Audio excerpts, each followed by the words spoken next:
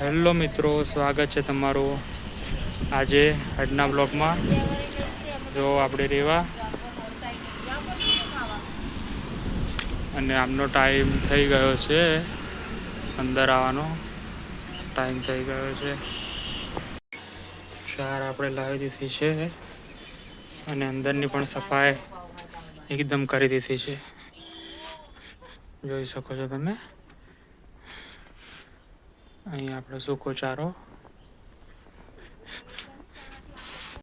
આપણે અહીંયા જાર સૂકવી હતી મિત્રો, જોઈ શકો છો. તો એના ભારા કરવાના છે અને પછી બધા સ્ટોર કરવાના છે, જેથી ચોમાસામાં ખવડાવી શકાય.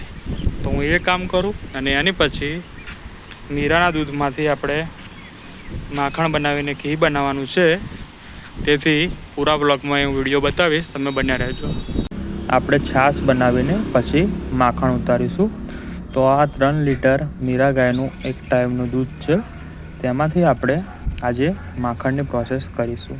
તથા ગીર ગાયના દૂધમાં ઘણા બધા ફાયદા હોય છે. ઇમ્યુનિટી વધે છે, પાચન શક્તિ સુધારે છે તથા સૂજન કમ કરે છે.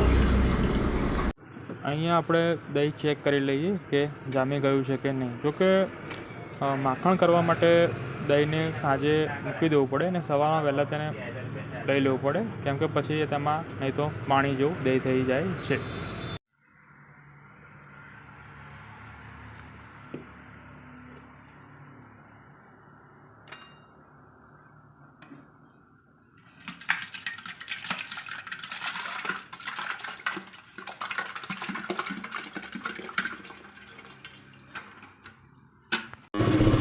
જોઈ શકો છો મિત્રો, એકદમ મસ્ત આપણું અહીંયા દહીં જામી ગયું છે. હવે આગળની પ્રોસેસ કરીશું.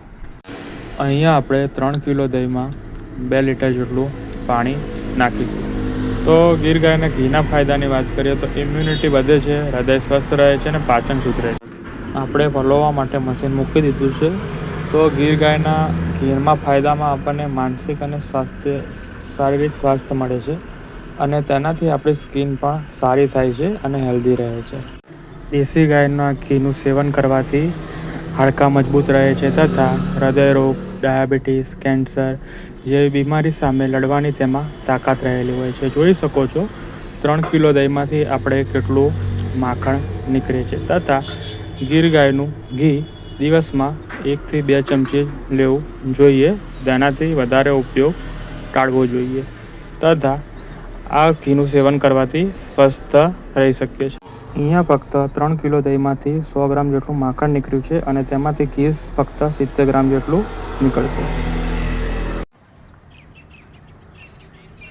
લે